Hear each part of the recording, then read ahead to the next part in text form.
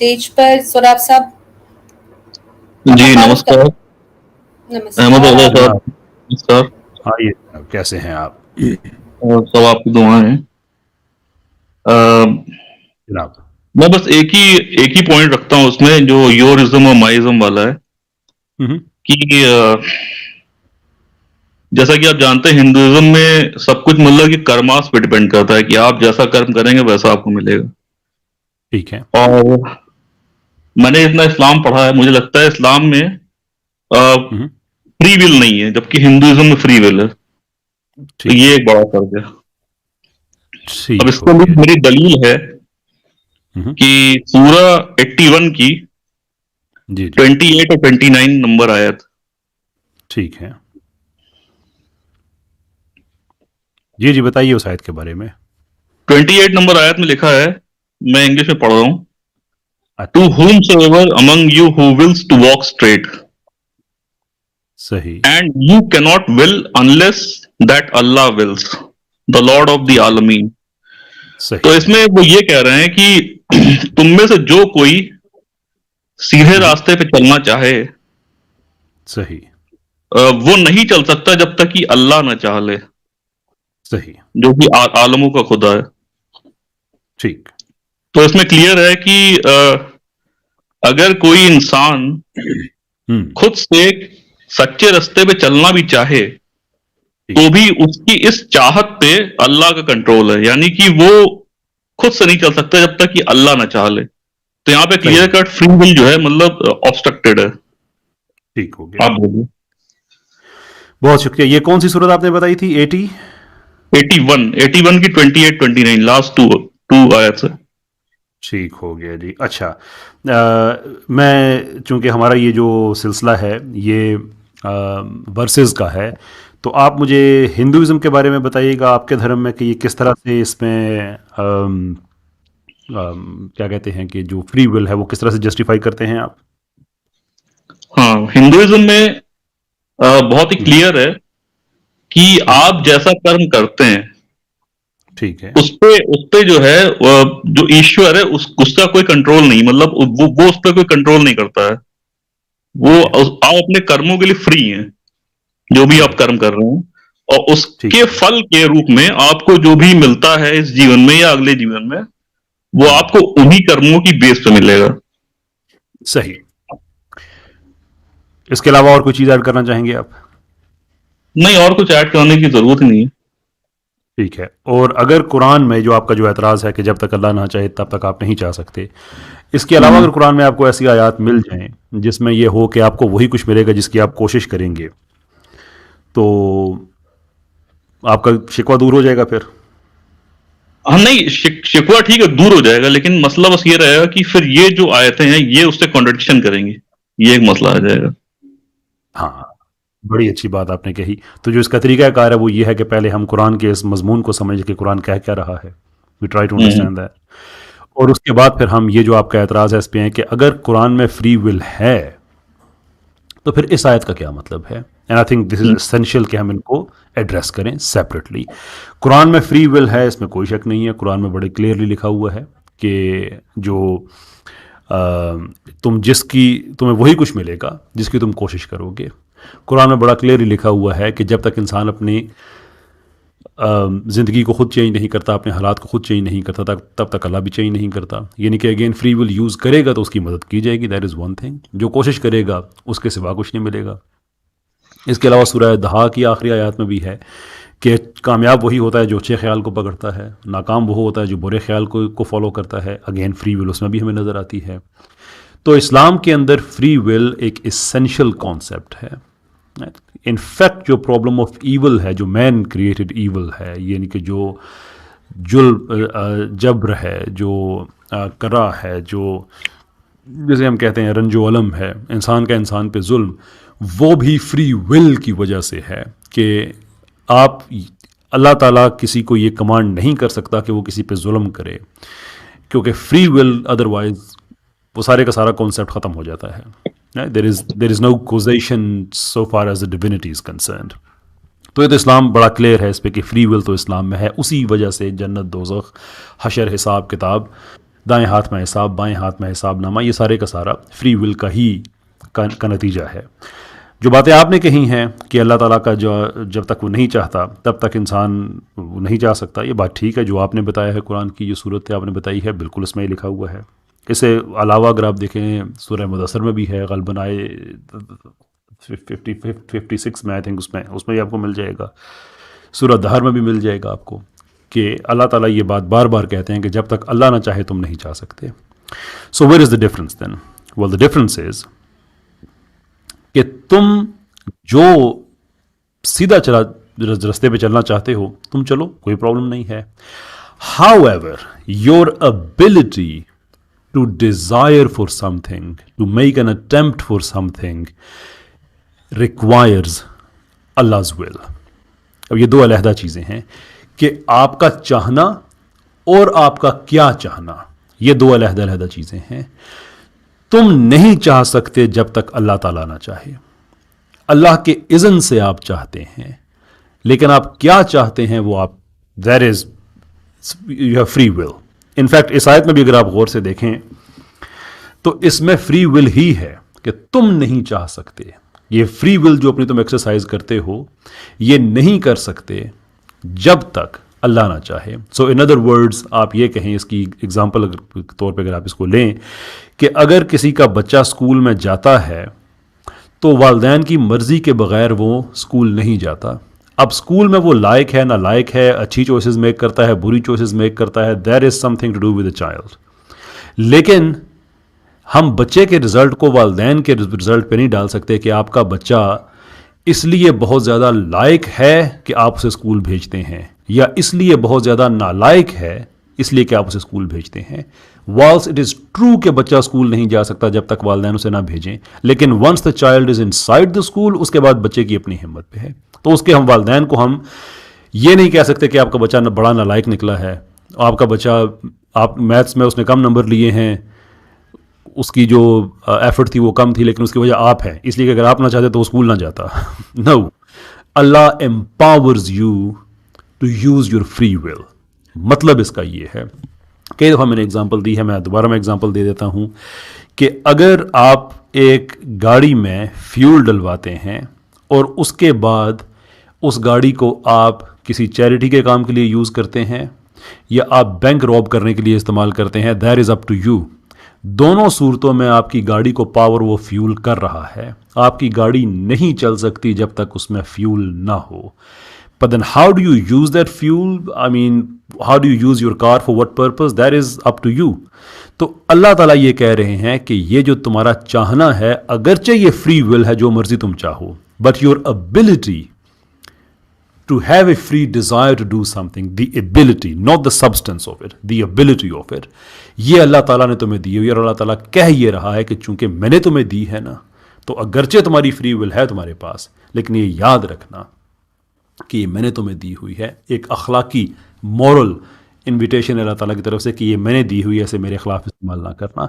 हज़रत अली इसी चीज़ की तशरीह करते हुए, या इस, मैं तो नहीं कहूँगा इस आयत की तशरीह करते हुए, लेकिन इस कॉन्सेप्ट की तशरीह करते हुए कहते हैं कि अल्लाह ताला के हकूक़ बंदों पे ये हैं कि जब अल्लाह ताला के हुक्म की खिलाफ वर्जी की जाए तो फिर अल्लाह की दी हुई किसी नेमत का इस्तेमाल ना किया जाए। ना यू कैन वंडर कि कौन सी ऐसी चीज़ है अल्लाह ताला की जो हम इस्तेमाल नहीं करते गुनाह में, सब उसी की दी हुई नेमतें हैं। तो ये एक हायर मोरल ग्राउंड है। अल्लाह ताला कह रहा है कि मैंने तुम्हें एबिलिटी दी है फ्री विल यूज़ करने की, इससे अच्छे तरीके से यूज़ करना। सब्सटेंस फ्री विल का क्या है वो तुम जानो और हशर का दिन जाने। जी फरमाइए। जी, आपकी एक्सप्लेनेशन अच्छी है, लेकिन प्रॉब्लम यहाँ पे ये है, इस आयत के साथ ये मसला हो रहा है कि जो आपने दो एग्जाम्पल दिया, एक तो कार वाला दिया और एक स्कूल जाने वाला, उसमें आपने जो फ्री विल कही है वो जो एग्जिस्टेंस के टाइम, किसी को क्रिएट करने के टाइम जो एसेंशियल फ्री विल होती है उसकी बात आपने की है। लेकिन यहां पे मसला ये फंस रहा है कि वो एसेंशियल फ्री विल को पार करके आगे बढ़ चुका है। वो बंदा अब ये सोच रहा है कि मुझे सच्चे रास्ते पे चलना है, और तब उस पे अल्लाह कह रहा है कि तुम्हारी इस फ्री विल पे भी, इस अच्छे रास्ते पे कुछ चूज करने की फ्री विल पे भी मेरा कंट्रोल है। मतलब यू कैन नॉट क्या बोलते हैं कि choose the right path unless I I I will, ये एक मसला जी फंस रहा है उसमें। उसको ये आपको मसला उस वक्त लगेगा जब आप यही दो आयतें पढ़ेंगे। अगर आप इसके पीछे जाएंगे इसके बिल्डअप में तो आपको ये मसला फिर नहीं लगेगा। मिसाल के तौर पे अगर आप जा रहे हैं कि मैं आपको थोड़ा सा पीछे लेके चला जाता हूँ, बल्कि मेरे साथ आपको यहाँ पे मैं आपको फॉर एग्जांपल 23 से हम चलते हैं, अगरचे इसके पीछे से मजमून स्टार्ट हो रहा है, but just to give you the idea. और इसने खुले और इसने इसको खुले उफ़क़ में देखा है, और वो हर गैब की और वो गैब की बातों का हरीस नहीं, और वो शैतान मरदूत का कौल नहीं। फिर तुम किधर जा रहे हो? कि अल्लाह पूछ रहा हो किधर जा रहे हो तुम। एक मॉरल इनविटेशन है कि अपना रास्ता तो देखो, किस तरफ जा रहे हो तुम। और उसके बाद आगे फिर अल्लाह ताला कहता है और ये तो बस आलम वालों के लिए एक नसीहत है, ये ज़िक्र है, एक नसीहत है इसके लिए जो तुम में सीधा चलना चाहे। यानी कि ये नसीहत है, अल्लाह पूछ रहा है कि किधर जा रहे हो, देखो तो सही ना कि ये बाकी जितनी चीज़ें जो तुम्हारे लिए बनाई गई हैं एंड सो फोर्थ, किस तरफ जा रहे हो तुम। और उसके बाद अल्लाह ताला ये कह रहे हैं कि ये नसीहत का बता दिया, नसीहत है, और फिर ये है कि इसके लिए तुम्हें जो सीधा चलना चाहे, मतलब ऑफ कोर्स उसको चलना चाहिए। हाँ, ये है कि तुम नहीं चाह सकते जब तक अल्लाह ना चाहे, यानी कि वो जो एबिलिटी है तुम्हारी अच्छा चाहने की, again it is the ability of it, not the substance of it, जिसकी बात की जा रही है। अल्लाह ताला लोगों की ज़िंदगी में जाके उनके बिहाफ पे नहीं चाहता। आप अदले इलाही से आप ये तकाजा कर ही नहीं सकते कि वो किसी इंसान को सीधे रास्ते पे चलाए और किसी इंसान को जानबूझ के बुरे रास्ते पे चलाए और उसके बाद कहे कि मैंने तुम्हें बुरे रास्ते पे चलाया इसलिए मैं तुम्हें दोज़ख में डाल रहा हूँ, और मैं तुम्हें अच्छे रास्ते पे मैंने चलाया और अब मैं तुम्हें जन्नत में डाल रहा हूँ। देयर इज़ नो अदले इलाही। एबिलिटी और सब्सटेंस के फ़र्क को आपको समझना होगा, जो अल्लाह ताला ने इस आयत में बड़ा वाज़े तौर पर बताया हुआ है, और कुरान में ये दोनों मज़ामीन साथ चलते हैं। So never mix the ability with the concept. Amar भाई वेलकम ऑन बोर्ड। सॉरी अभी आप पे नज़र पड़ी है मेरी। No problem. अस्सलाम वालेकुम कैसर भाई। असल में कैमरा सामने होता है, लैपटॉप नीचे होता है, तो वो डिस्पैरिटी हो जाती है। नहीं नहीं, इट्स ओके इट्स ओके। कैसर भाई खैरियत से हैं? बड़ा मिस किया जी आपको, बड़ा मिस सर किया मैंने आपको। आपको बताया था और कैसी मसरूफियत थी। सोराब भाई आप साथ रहिएगा, आप हमारे साथ ही हैं अभी। जी जस्ट गिव मी वन जी जी सेकंड। जी जी जी, बहुत शुक्रिया कैसर भाई, और जो नाजरीन सुन रहे हैं उनके लिए भी बहुत शुक्रिया। मैं सुनने पर इत्तेफाक कर रहा था क्योंकि आज आपको सुनने का दिल कर रहा था काफ़ी अरसे बाद, मगर यहाँ अच्छा सोराब साहब आए, जो जिस तरह वो कैसर भाई आपको पता है, आप तो माशाल्लाह पुराने वक्तों के माशाल्लाह बासी हैं, जिस वक़्त कैसेट इस्तेमाल होती थी। तो आपको याद है कि कुछ लोगों को ना एक टेप गाना भी, और बड़ा वो भी पसंद। टेप कंधे हाँ, पे रख टेप के जो लोग जाया काँधे करते पे, थे। एग्ज़ैक्टली एग्ज़ैक्टली वही वाली। तो वो उन ज़माने में ना हमारे बुज़ुर्गों को जो गाना पसंद होता था ना, वो सारी कैसेट के ऊपर वही गाना रिकॉर्ड कर लेते थे। ए साइड के ऊपर भी, बी साइड के ऊपर भी। तो सोराब भाई जो हमारे हैं, इनकी कैसेट के ऊपर एक ही गाना रिकॉर्ड हुआ है। ये को 50 बार ये सवाल पूछ चुके हैं और इसका जवाब भी दे चुके हैं। मैं स्क्रीन शेयर जी कर रहा हूँ, इनकी गलतफ़हमी मैं दूर कर देता हूँ। ये कहते हैं जी हिंदुइज़्म के अंदर फ्री विल है। ठीक है जी? तो ये ज़रा ले लें एक हवाला, स्क्रीन के ऊपर मैं दिखा देता हूँ। स्क्रीन मेरी शेयर हो गई है जी? दिखा दें जी ज़रा, स्क्रीन ज़रा शेयर एक कर हाँ दीजिएगा। जी ठीक है जी? ये आपके सामने श्रीमद् भगवतम है, भागवत पुराणा जिसे कहते हैं, और ये ओरिजिनल टेक्स्ट में संस्कृत में भी सामने स्क्रीन पे आ जाएगा। ठीक है जी? इसका बुक नंबर 10 है और चैप्टर 54 है और वर्स 12 है। ये ज़रा पढ़िएगा जी। ये देखें ज़रा, मैं इसको कर देता हूँ ताकि स्क्रीन पे पूरा आए। ये कहते हैं just as a puppet, example के जरिए समझाया, just as a puppet in the form of a woman dances by the desire of the puppeteer. जिस तरह पुतली का तमाशा दिखाने वाला औरत, जो पुतला होती है औरत की, उसको नचाता है, सो दिस वर्ल्ड, इसी तरह ये दुनिया भी controlled by the supreme Lord, वो एक ईश्वर के जरिए पपेट की तरह। कोई फ्री विल नहीं होती पपेट की। पपेट को जो पपेटियर होता है वो कंट्रोल करता है। Struggles in both happiness and misery, happiness के अंदर भी और मिजरी के अंदर भी वो वहां से कंट्रोल होता है। तो ये बात करना, मैं दर्जनों मिसालें, सैकड़ों मिसालें दे सकता हूं कि हाँ इसकी सनातन धर्म के हाँ, अंदर किस तरीके से मिसाल के तौर पर शिव पुराणा के अंदर लिखा है डिटेल के अंदर कि शिव जी ने एक औरत का रेप कर दिया था और उसने उसको शाप दिया था कि तुम्हारे अगले अवतार के अंदर तुम्हारे साथ भी ये मामला होगा। सीता जी का क्या कसूर था?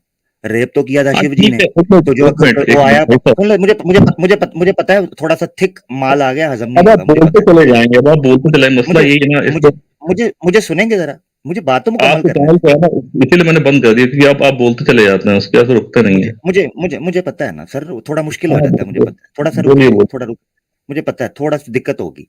थोड़ी परेशानी होगी, तो दिक्कत थोड़ी नहीं सी होगी, दर्द, दिक्कत नहीं होगी। थोड़ी सी दर्द होगी, मुझे मौका दे दें, थोड़ी सी, ठीक हो जाएगा बात। अरे बहुत अच्छा आसान है इसको अच्छा, मतलब इसका आंसर देना। वो उसका भी 50 बार है, मैं देखता हूँ ना अभी जो आंसर वो देंगे ना, आप इस सवाल जो आप पूछ रहे हैं उसका जवाब भी वही होगा। तो श्री राम जी सीता जी के साथ शादी करते हैं और शिव जी के वो अवतार हैं, और श्री राम जी की बीवी को रावण उठा के ले जाता है, और ये भी बताया गया था कि तुम जाओगे बंदरों के साथ, ये शिव पुराण में पूरी डिटेल लिखी हुई है। हाँ जी। तो सीता मैया का क्या कसूर था कि गुनाह तो करें शिव जी और भुगतें अवतार उनके, चलो राम जी का तो कसूर था, उस सीता जी को उठा के ले गए। और इससे यह भी पता चलता है कि जिस तरह उस औरत का रेप हुआ था, इस तरह सीता जी का भी रेप हुआ था, यह मानना पड़ेगा। अब सीता इसका जी का सबूत तो रेप कहीं नहीं मिलता, कहाँ हुआ? ये सब नहीं हुआ ना, इसका नहीं हुआ रेफरेंस ना, है आपके होना पास? चाहिए, होना इसका चाहिए रेफरेंस ना। है आपके पास? नहीं नहीं नहीं, सुन, इसका अब सुनो तो रेफरेंस है पता है आपके पास? मुझे सुने, नहीं शिव सौरभ साहब ऐसे पुराण, नहीं ना। स्वराज ऐसे नहीं, आमिर भाई मुझे मैं एक बताऊंगा एक रेफरेंस सेकंड दूंगा। दीजिएगा, आमिर भाई मुझे सिर्फ एक सेकंड दीजिएगा। सौरभ साहब जब इस तरह की कोई सेंसिटिव बात हो रही हो ना, तो काइंडली उसको बीच में से ना काटा करें, क्योंकि उसका फिर तो वो झूठ मतलब बोल रहे हैं ना, सुने, मुझे पता है, आप अब उसका फैसला नहीं झूठ कर बोल रहे सकते हैं ना, ना, रेप बात हुआ है। खत्म हो जाए। ये भी तो हो सकता मैं है ना आपने गलत समझा है, जो कि आपने गलत नहीं समझा है, मुझे समझा पता है, है हाँ तो आपने। गलत मैं समझा रेफरेंस है। पूछ रहा हूँ ना। हाँ तो मैं आप रेफरेंस बात पूछ रहा पूरी हूँ। हो लेने दें। सौरभ साहब ऐसा ना करें, सेंसिटिव बातें होती हैं, बाद में लोग फिर क्लिप्स निकालते हैं, आधी आधी बात को काट के, ऐसा ना करें आप, ये गलत चीज़ है। उनकी बात पूरी हो लेने दें, उसके बाद आप ज़रूर बात करें। जी अमर भाई प्लीज़ कंटिन्यू करें। ये बिल्कुल गलत समझे हैं। मैंने ये कहा है कि उस शाप के मुताबिक, उस भविष्यवाणी के मुताबिक जो उस औरत ने की थी शिव जी के बारे में, उसके मुताबिक सीता जी का रेप भी होना चाहिए था कि नहीं हुआ, मगर उसने जो शाप दिया था वो बात पूरी हुई, शिव पुराण में ये लिखा है। अब बात यह है कि अगर फ्री विल होती तो श्री राम जी का क्या कसूर था? चलो श्री राम जी अवतार थे, सीता का क्या कसूर था? और ये जो रेफरेंस मैंने दिया इसमें ओवरऑल पूरी की पूरी जो फ्री विल है उसको डिस्ट्रॉय करके रख दिया है कि दुनिया ऐसे काम करती है जैसे पपेट के हाथ में, पपेटियर के हाथ में पपेट काम करता है, जैसे वो पुतली का तमाशा दिखाता है। बस मेरी ये गुजारिश थी। तो ये धोखा देना माजरत के साथ सनातनी दोस्त बंद कर दें, जिनके यहाँ कॉन्सेप्ट कर्मा का हो कि कर्मा भी है, वो किस तरह बात कर सकते हैं फ्री विल की। बहुत शुक्रिया। अब चलिए मैं बोलूँ? जनाब, ये जो आमिर भाई ने जो बात की है उस पर मैंने आपको रोका था उस वक्त, उस पर आप ज़रूर कमेंट करें। लेकिन जनरली स्पीकिंग ये है कि इस्लाम पे जो आपने एतराज़ किया था वो मैंने आपको इस्लामिक थियोलॉजी आपके सामने रख दी है। आपने कहा था हिंदुज़म में नहीं होता, वो भी आपके सामने आपकी किताब से आपको उसका जिक्र मिल चुका है। इन दोनों बातों पे आप बात करना चाहते हैं तो आप ज़रूर कीजिए, फरमाइए। जी जी, तो आपने जो कहा तो बड़ी माजरत के साथ, क्योंकि आप बहुत डिसेंट आदमी है, इसलिए मैं आपसे बहुत अच्छे से बात करता हूँ। तो मदद आपने कीजिए जो मेरी उसका आपने जो उसका उत्तर दिया था कि भाई खुदा के अदल और इंसाफ में ऐसा नहीं है कि कोई चीज मतलब कि क्या कहते हैं, मतलब फ्री विल जो है कंट्रोल्ड है, सब लोग फ्री हैं, आपके कहने का मतलब था। और जो आपने आंसर दिया था, जो जो एग्जाम्पल दिया था, मैंने उसके रद्द में ये मतलब ये कहा था। एक्चुअली बात इन्होंने बीच में लाया तो सारा मतलब मौजू ही खत्म हो गया दिमाग से। हाँ हाँ, खैर, खत्म लेकिन ही फिर होना से था। मैं मतलब फिर से मतलब शुरू करता हूँ। तो उसके लिए सूरा नंबर 57 की 22 नंबर आयत जो है, जी उसमें जी वो ये कह रहा है कि no calamity befalls on the earth और इन योरसेल्फ, जी but it is inscribed in the book of decrees before we bring it into existence. तो जी इसमें साफ साफ कह रहा है कि लॉ अल महफूज में जी पहले से ही सब कुछ लिखा जा चुका है, और जो कुछ दुनिया में होता है या फिर हमारे साथ होता है, जी। वो बाद में होता है, लेकिन वो सब पहले ही जो है लिखा जा चुका है। इससे भी क्लियर मेरा होता ख्याल है है कि कि फ्री विल सराब साहब इस चीज़ से आपको आगे बढ़ना चाहिए। इन बातों के हम कई दफ़ा जवाब दे चुके हैं कि इल्म इलाही और इंसान की तकदीर ये दो अलहदा चीज़ें हैं। कि अगर अल्लाह ताला को अपनी क्रिएशन का पता है कि क्या चीज़ होने वाली है, इसने क्या करना है, और वो उसको लिख दे, देयर इज़ नॉट टू से कि चूंकि अल्लाह ताला ने लिख दिया है इसलिए अब वो हो के रहेगा। The fact of the matter is कि चूंकि इंसान ने वो करना है और अल्लाह को ये चीज़ पहले से पता है, देयरफॉर उसने वो चीज़ लिख दी है। That is a completely different matter. अभी जैसे आप बात कर रहे थे और आमिर भाई ने मुझे कहा कि मुझे पता है कि आपने इसका क्या जवाब देना है, and I am very sure कि आमिर भैया और भी प्रोडिक्शन देंगे कि इस बात पे आपने ये कहना है, इस पे आपने ये कहना है। तो उसकी वजह यह है कि आमिर भाई आपके साथ प्रोबेबली इतनी दफ़ा डील कर चुके हैं या हमारे और मेंबर कर चुके हैं कि उन्हें पता है कि आपका पैटर्न क्या है, आपने क्या करना है। कल आप कहें कि चूंकि आमिर हक ने कहा था इसलिए मुझे कहना पड़ गया, मैं मजबूर हो गया, तो ये कोई अकल की बात तो नहीं है ना। अल्लाह जानता है बंदों ने क्या करना है, उसने लिख दिया, नोट के उसने लिख दिया है तो अब ये हो के ही रहेगा, बल्कि इसलिए कि बंदे ऐसा करेंगे, देयर फॉर अल्लाह ताला ने वो लिख दिया। It's a completely different thing. अब आप मुझे बताइए कि आपकी किताब में से जो आमिर नहीं नहीं, हक एक ने मिनट बताया, अभी अभी अभी नहीं अब आपकी एक मिनट बात नहीं, वर्सेस की बात हो रही है ना मेरे भाई, आप हमारी थियोलॉजी क्लियर है, इस अभी पे आपकी कोई बात का रद्द फर्दर है। हम, there is exactly. Nothing nothing to it. अभी आपकी अब बात आप का अपनी रद्द ये किताब है में मुझे कि बताइए। अल्लाह ने ही तो इन लोगों को बनाया है ना, तो वो ये जानता है कि वो आदमी कैसे बना रहा है। तो वो हाँ जब जी, बना रहा है, उसी समय उसने उसके अंदर मतलब उस तरह की हाँ, फितरत डाली, उस तरह की मतलब सिफत डाली हुई है नहीं नहीं, कि वो फितरत नहीं मतलब डाली, वैसा ऐसा ही। नहीं नहीं डाली है, नहीं डाली। अगेन वो आपका चूंकि कुरान का नहीं पता है आपको, तो इसलिए आप कह रहे हैं। मैं सिर्फ ये आखिरी बात कह के उसके बाद हम आएंगे आपके धर्म की तरफ, आपके इज़्म की तरफ। अल्लाह ताला ने कुरान में इसको बड़े अच्छे तरीके से एड्रेस किया है कि जब अमानत मैंने बड़ी बड़ी मखलूक़ात के सामने रखी तो वो पीछे हट गए, लेकिन इंसान ने अपना हाथ आगे किया। अल्लाह ताला कंपेल नहीं कर रहा है, फ्री विल वहाँ से स्टार्ट हो रही है कि सब ने बाय फ्री विल इस्तेमाल करते हुए कहा कि हम इस अमानत को नहीं ले सकते। अमानत इमामत को, खलीफतुल अर्द होने की, इंसान है जिसने आगे अपना हाथ बढ़ाया और उसने फ्री विल को एक्सरसाइज करते हुए कहा। और अल्लाह ने फिर मुख्तलिफ तबसरा किया कि ये था कमज़ोर लेकिन इसने बड़ी चीज़ को हाथ डाल लिया है। अल्लाह ने ये नहीं कहा कि मैंने इसको मजबूर किया कि इसको हाथ डाले ही डाले। हमारी थियोलॉजी बड़ी क्लियर है, सिर्फ आपको उसको समझने की ज़रूरत है। अब आप बताइए कि जो आपको बताया गया है कि कोई कठपुतली जो होती है ना, जैसे वो उंगलियों पर वो खिला रहे होते हैं उसको, आपका रिलीजन तो ये कहता है कि लॉर्ड इस तरह से सबको खिला रहा है, भले वो खुशी के मामलात हों या मिजरी के मामलात हों। Where is free will in that? हाँ, मैं इसका आंसर दे रहा हूँ। इसका आंसर जी, ये है, देखिए, हिंदुइज्म में दो टाइप के स्क्रिप्चर्स हैं। मैं आज आपके लिए मतलब स्पेशली आपके लिए क्लियर करता हूँ कि दो टाइप शुक्रिया के आपका। स्क्रिप्चर्स होते हैं। एक श्रुति हाँ है जी, और एक स्मृति है। श्रुति ठीक है। वो होती है जो कि इंस्पायर्ड होती है, रिवील्ड होती है, उसको कहते हैं श्रुति, जिसमें वेदास उपनिषद आते हैं। और बाकी जो स्मृति होती है जो कि मेमोरीज से लिखी जाती है। और सही, ये जितने भी मतलब पुराणों के नाम ले रहे हैं, शिव पुराण और विष्णु पुराण वगैरह, इनकी अगर आप क्रोनोलॉजी देखेंगे तो इनमें से ज्यादातर 7th 8th 9th सेंचुरीज में लिखे गए हैं। ठीक है, और ये सब लिखने वालों के नाम भी हैं, किसने किसने लिखे हैं। तो ये सब और ये सब बेसिकली हिंदू मतलब माइथोलॉजीज में आती है। ये सब ठीक है, माइथोलॉजिकल फिगर्स हैं, ठीक है। सही।